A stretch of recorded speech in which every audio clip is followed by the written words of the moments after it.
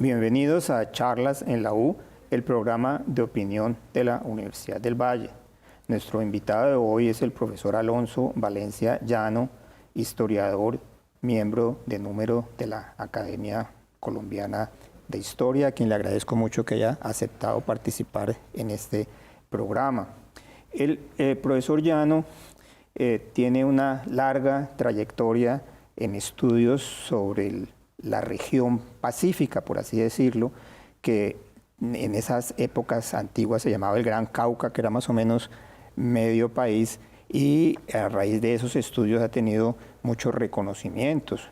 El 23 de septiembre de 2025 fue elegido como académico de número de la Academia Colombiana de Historia y muy recientemente, como parte de las actividades de la celebración del 3 de julio de 1810, que es el grito de independencia de Cali, fue condecorado con la Orden del Consejo Distrital de Santiago de Cali, que se llama la Orden de la Independencia, que se suma a sus muchas más condecoraciones, que tiene más condecoraciones que un general de 3 soles.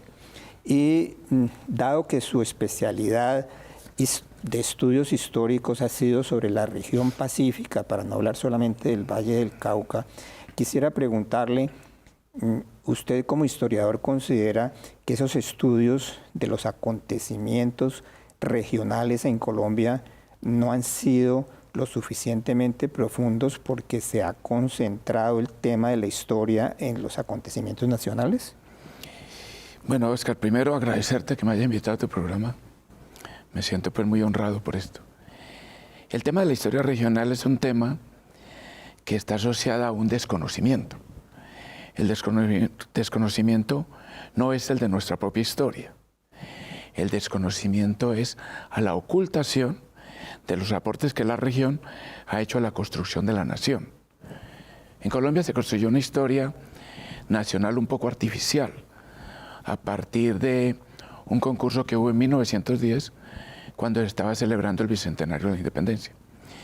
Y a partir de ese momento quedó claro para los círculos oficiales que la independencia era Bogotá, lo que ocurría en Bogotá, y el resto de historia quedó absolutamente anulado. La historia contada por Henao y Arrula. La historia contada por Henao y Arrula, que luego se volvió manuales de enseñanza en colegios y escuelas, y se socializó. Fue muy exitosa, por cierto, en posicionarse en la mente de los colombianos y en la identidad colombiana. A partir de los años 60, quizás, del siglo XX, hubo un movimiento de rechazo a esa forma de ver la historia. Había movimientos intelectuales revisionistas antes, 40, 50, 60. Y hay un libro emblemático que es el de Indalecio Líbano Aguirre, sobre los grandes conflictos de nuestra historia, que contó de otra manera la historia. Pero sociólogos, literatos, cuestionaron esto. La historia regional comienza a surgir con mucha fuerza en esta universidad y en este departamento de historia. Personas como Germán Colmenares, que ya venían haciendo historia regional desde Bogotá, cuando llegan aquí en la década del 70, a comienzos, y Jorge Orlando Melo, comienzan a abrir otra visión de la historia. Y esa visión de la historia es que la historia se compone de muchas partes, y esas partes forman la parte entera de la historia, una noción francesa de la Escuela de los Anales. Y comenzó a estudiar, por ejemplo, cuál era el aporte de Cali a la construcción de una sociedad que era diferente a la sociedad de Bogotá, o a la de Cartagena, o a la de Tunja, o a la de Pamplona, o a la de Medellín.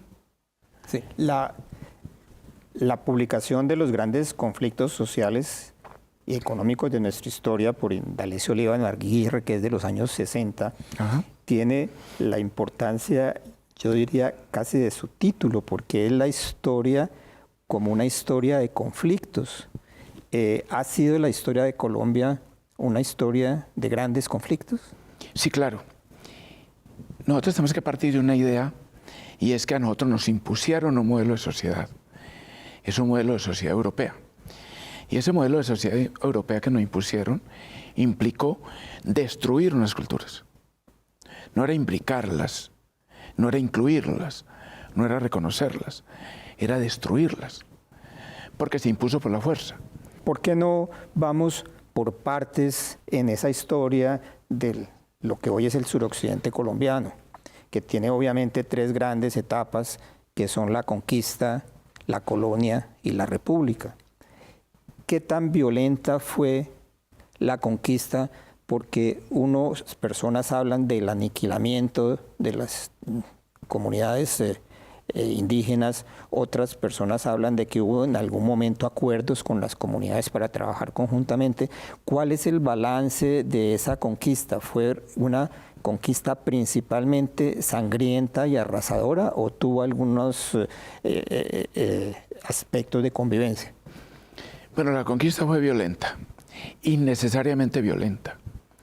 Y digo innecesariamente violenta porque cuando tienen el primer encuentro con los hombres de Jamundí, fue un encuentro amistoso, de intercambio.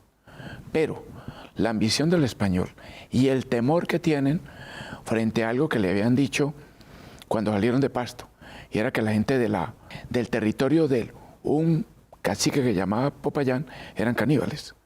Entonces van a actuar con mucho miedo y por lo tanto entran arrasando. Segundo, son muy ambiciosos.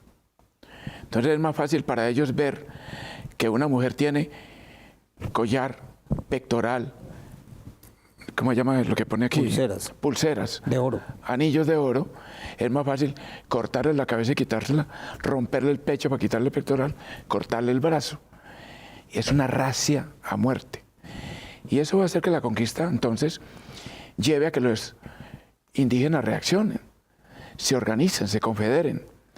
Y va a haber muchas reacciones y revueltas sucesivas. Por ejemplo, los ataques a Petecuy, aquí en Cali, fueron brutales.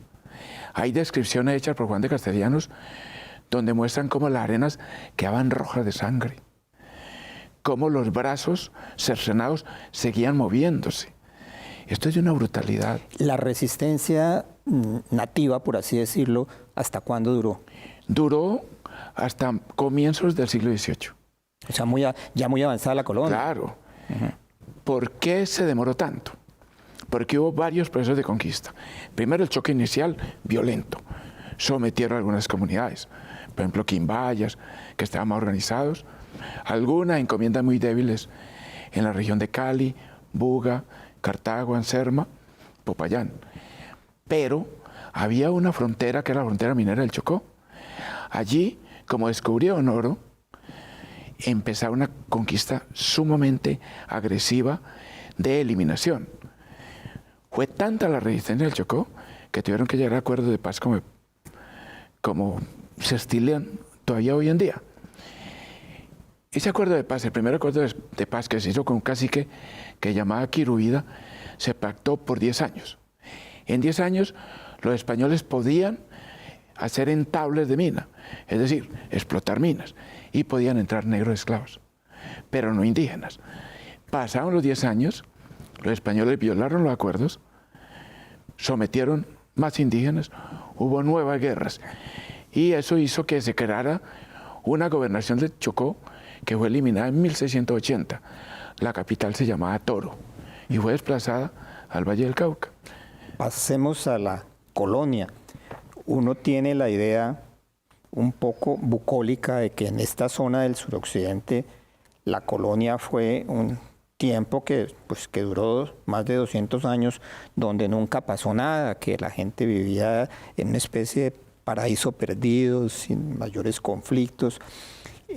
Uno sabe que en los inicios de la colonia hubo unos grandes enfrentamientos entre los propios conquistadores por jurisdicciones y todo, pero luego que se establecieron más o menos las ciudades, hay como una especie de versión bucólica de lo que sucedió hasta la llegada de la República. ¿Eso es cierto? Pues la versión bucólica existe y quizás, depende de donde se mire, uno puede pensar que esto es un romance de paz. Sí considera que duró 300 años. Pero ya dijimos, 200 años de guerras indígenas. Luego los indígenas que quedaron sometidos a la encomienda se rebelaron en 1542.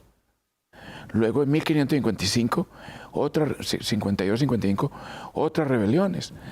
En 1560, cuando llegan esclavos criollos que fueron traídos del Perú, hubo la primera rebelión de esclavos aquí en territorio de Cali. Negros.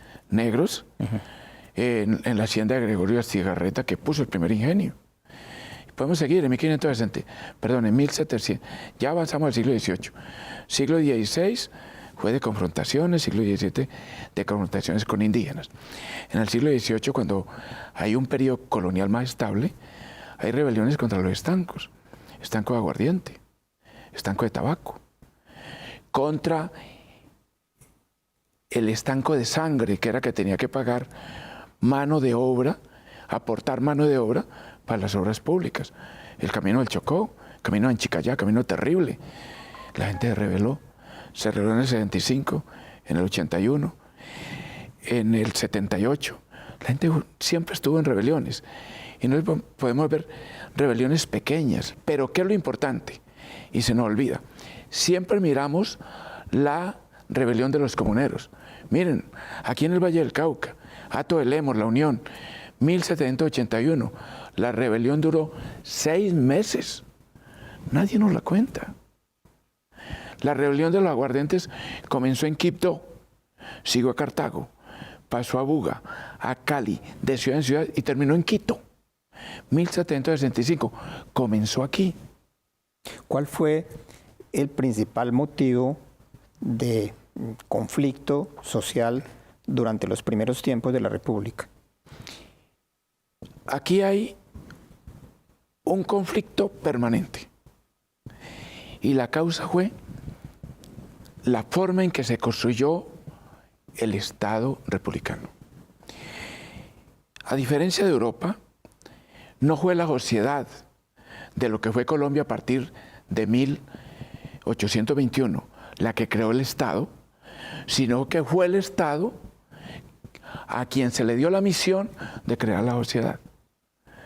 Como no entendemos eso, no sabemos que a nosotros nos impusieron un Estado. A la sociedad colonial, gobernación de Cartagena, gobernación de Santa Marta,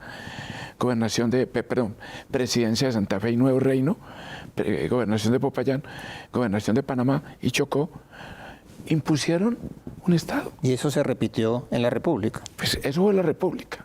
Esa es la creación de la República. Y a esa República se le encargó la misión de convertir a los antiguos súbditos de la corona en ciudadanos. Pero eran súbditos de la corona. Los esclavos no son súbditos de la corona. Los súbditos de la corona son los hombres libres, y los indígenas.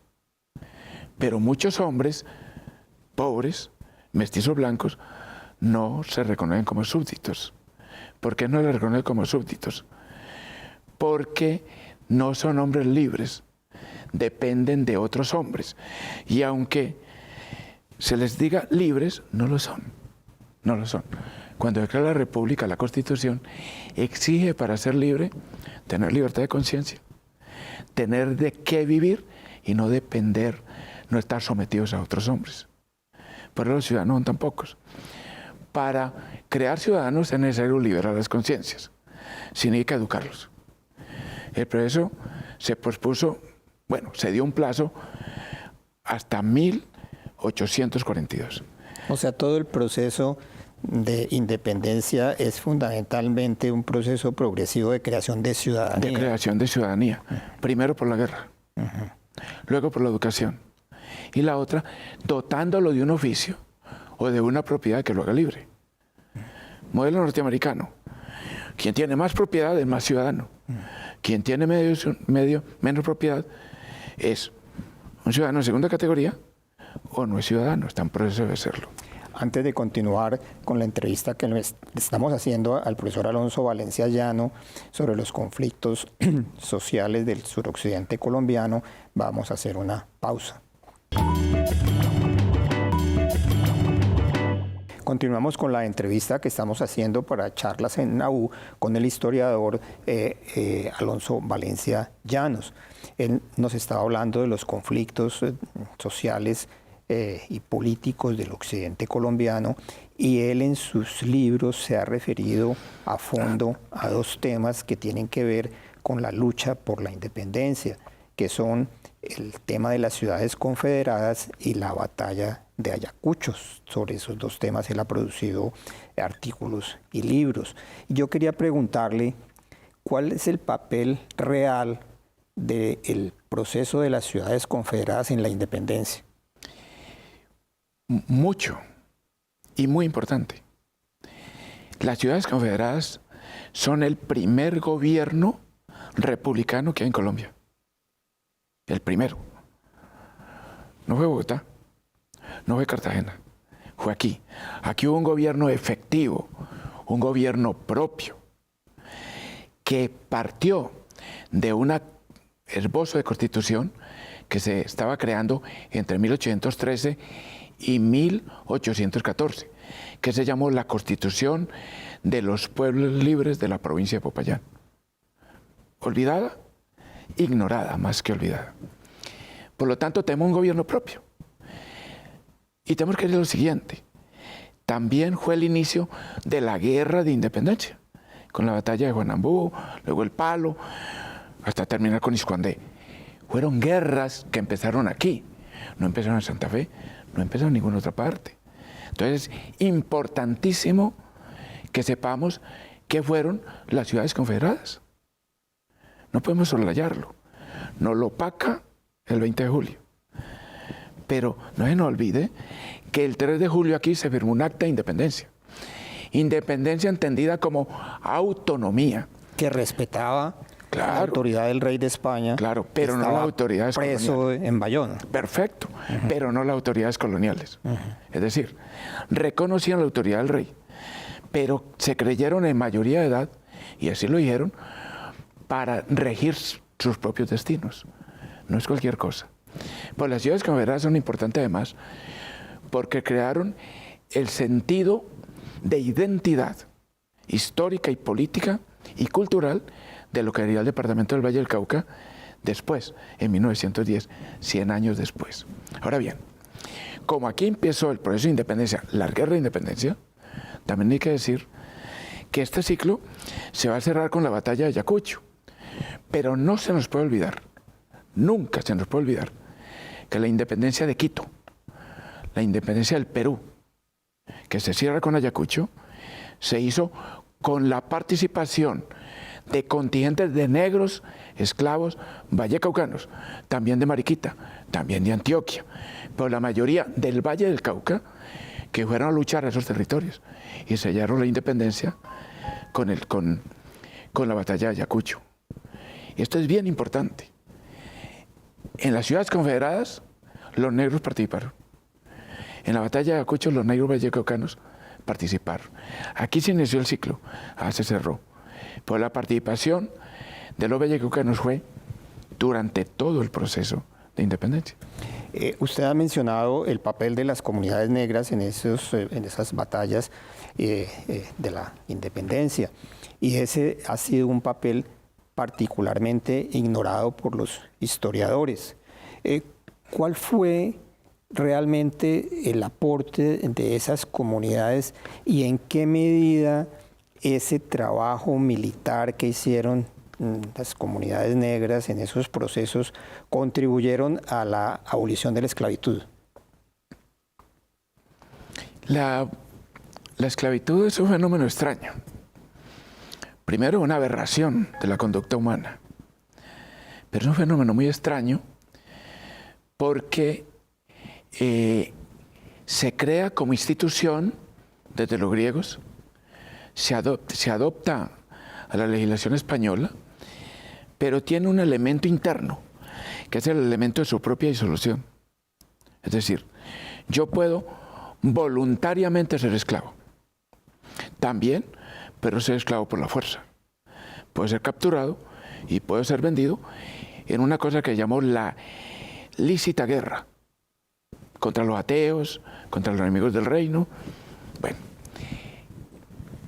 pero también plantea la destrucción de vínculo esclavista a través de la manumisión. Yo puedo comprar mi propia libertad. Es un fenómeno extraño. Se crea, pero así como se crea, se puede disolver por voluntad propia o ajena. Pero también la puedo demandar en tribunales.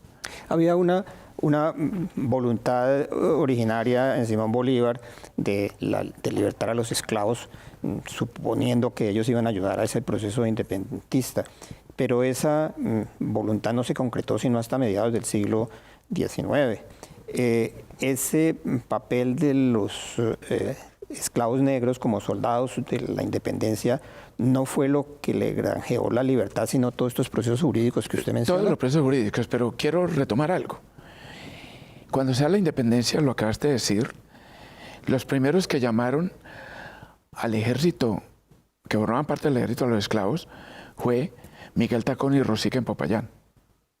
Él les dijo, si trabajaban un año en el ejército, quedarían la libertad. Fue derrotado. Ese proyecto no se cumplió. Lo hicieron los patriotas. Todo soldado esclavo que estuviera en el ejército 2 años obtendría libertad. Nunca se cumplió. No se cumple, ¿por qué? Porque el Estado republicano no tiene cómo pagarle al amo su derecho a propiedad. Porque en la Constitución de Cúcuta se impuso que antes que el derecho a la libertad está el derecho a la propiedad. Porque la propiedad es la base del liberalismo, nunca nos olvide, y del Estado republicano. Usted menciona en sus estudios sobre la esclavitud que está bastante apoyada en la necesidad de trabajo esclavo para las minas de oro del Chocó, que en un momento dado esa producción se disminuye, que tener esclavos, que también había pues en las haciendas, era algo muy costoso, y que de pronto la manumisión, o sea, liberar a los esclavos de la dependencia del amo y pagarles un jornal, era un mejor negocio que tenerlos de esclavos. ¿Eso es cierto? Sí, eso es cierto. La esclavitud no es como nos la pintan. No es con cadenas y látigos y cepos y... No. Es un bien tan costoso un esclavo y una esclava que hay que preservarlo, digámoslo así. Por supuesto hubo abusos de los amos, y muchos. Pero en general, la esclavitud se conserva porque es funcional al sistema minero, al sistema esclavista, a los servicios urbanos. ¿Y se acaba cuando deja de ser negocio? Se acaba cuando deja de ser negocio. ¿Cómo va a ser? Así de sencillo. Cuando se plantea la manumisión de esclavos en la Constitución de Cúcuta, se plantea como libertad de vientres, o sea, abolición biológica de la esclavitud, eliminación biológica de la esclavitud, y la otra como manumisión, es decir, comprar por su propia mano, no el Estado. Pero se crean juntas de manumisión.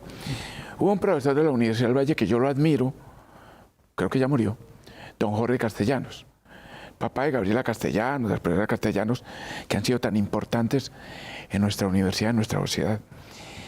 Jorge Castellanos nos mostró el fracaso de las juntas de manumisión en un trabajo maravilloso, maravilloso. Pero nos dejó algo que yo lo cito en los libros que has leído, Óscar, y es que dice que los esclavos entendieron que la esclavitud sería irremediablemente abolida. Entonces muchos huyeron, muchos se dieron la libertad. Pensemos en el Valle del Cauca. Cali tenía 11.000 habitantes, Buga tendría 10.000, Cartago 8.000, 9.000. ¿Quién controlaba 30.000 esclavos? Se fueron a los montes, sí. Se fueron a la frontera. Hay una pregunta final que quiero hacerle porque es la razón por la cual le he hecho todas las preguntas anteriores. Y es usted como historiador, que ha sido un historiador tan condecorado y Muchas gracias. tan prolífico, ¿considera que todos esos conflictos explican los conflictos de la sociedad del suroccidente colombiano de ahora? O sea que ¿esos vientos trajeron estas tempestades? Por supuesto. Se construyó mal la sociedad republicana. No se incluyó a la gente pobre, no se incluyó a los esclavos. La ciudadanía universal demoró mucho para llegar. En nuestra región llegó en 1863. Estamos hablando 60 años después de iniciar el proceso de independencia, que aquí iniciaron en 1809, por nuestra vinculación con Quito. Y por eso nosotros vivimos de estallido social en estallido social. Como no sabemos nada de historia, creemos que este último estallido social del 21 fue el estallido social. No, Cali está lleno en su historia de estallidos sociales. Voy a enumerar uno, mencionaste ahora. La recuperación de ejidos. Ese estallido social duró 5 años. Terminó con el primer experimento de gobierno socialista en Colombia, la Revolución de Melo. Voy a mencionar otros antes. Después de la batalla de San Juanito, que selló la independencia de esta región en septiembre de 1819, John Runnel, con sus negros, bueno, sigo filibusteros inglés, me van a crucificar. Un soldado inglés que se vinculó a la lucha de independencia.